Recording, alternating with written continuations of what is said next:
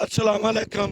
मैं चाचा असलम एक किसान। मैं इस टाइम दरियाए रावी ते खलोता वां लाहौर दे विच। मैं तुहानू कुछ गल्लां दसणियां चाहना वां कि दरिया दे पानी दे मतलब ये पानी जेड़ा ना इस टाइम जस्सड़ ते 1,61,000 क्यूसक ही है। ये हौली हौली जदों रावी दरिया ते लाहौर दे नज़दीक आएगा ये 1,20,000 क्यूसक रह जाएगा।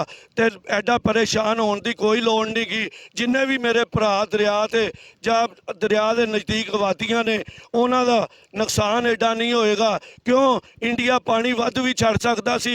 साडा वो दुश्मन मुल्क है ते उन्हें 1,61,000 60,000 क्यूसक पानी छड्डिया जेड़ा आंदे आंदे रावी दरिया ते 1 लख रह जाएगा। हैड बल्लों की जांदे जांदे होर घट जाएगा। क्यों पानी खिलरदा जांदा है। ते इस टाइम मैं दरिया ते खलोता वां। एडी परेशान होने की कोई लोड़ नहीं। जिन्ने भी मेरे भरा ने जिमीदार जां आबादियां दरिया दे उत्ते बैठियां ने अपना जेड़े दरिया दे पेड़ च ने वो अपना समान महफूज थावां ते लै जाण ते जेड़े उच्चे ने उन्होंने घबराने की कोई लोड़ नहीं गी। जेड़ी असी खबर देंगे वो गलत नहीं देंगे। क्यों किसी बंदा कोई कह रहा गावां रूढ़ियाँ आ रही ने, कोई कह रहा लाशां रूढ़ियाँ आ रही ने। इस टाइम दरिया दे विच कोई शै नहीं गी। दरिया मामूल के मुताबिक चल रहा ते चढ़ रहा है। पानी बड़ी तेज़ी नाल चढ़दा जा रहा है। ए मेरा कैमरेमैन विखावे पानी जेड़ा ना बड़ी तेज़ी नाल चढ़न डया है। ते तुसी परेशान नहीं होना। हैड बल्लों की जेड़ा मांगे का इलाका है वो नुकसान हो सकता है।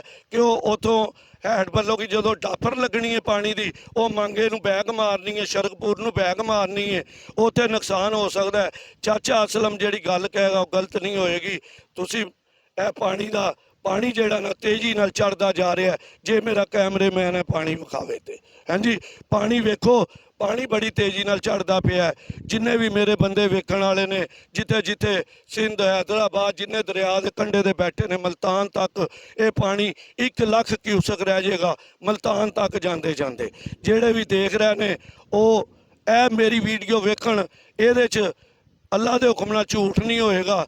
ए मेरा कैमरेमैन है वादी विखावे जेड़ी दरिया के कंढे ते हैगी है।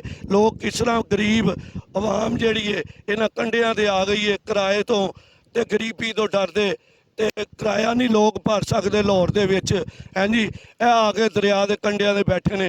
किसी ने लख रुपये मरला थां लेती है, किसी ने 2 लख रुपये मरला थां दित्ती है। इत्थे किराया इन्ना ज़्यादा है हैं जी। गरीब आवाम जिहड़ी आवाम है वो किराया नहीं भर सकती। वो फिर थोड़े थोड़े पैसे ला के ए दरियावां के कंढियां ते बैठे ने। उन्हां दा नुकसान होएगा, उन्हां दे अंदर आई पानी वड़ेगा। क्यों 1,60,000 जदों क्यूसक चों पानी घटदा जाना है उन्हां दे अंदर आई पानी वड़ सकता है। ए दरिया के कंढे दे जिहड़ी भी गल कहांगा सच्ची कहांगा। अस्सलाम वालेकुम।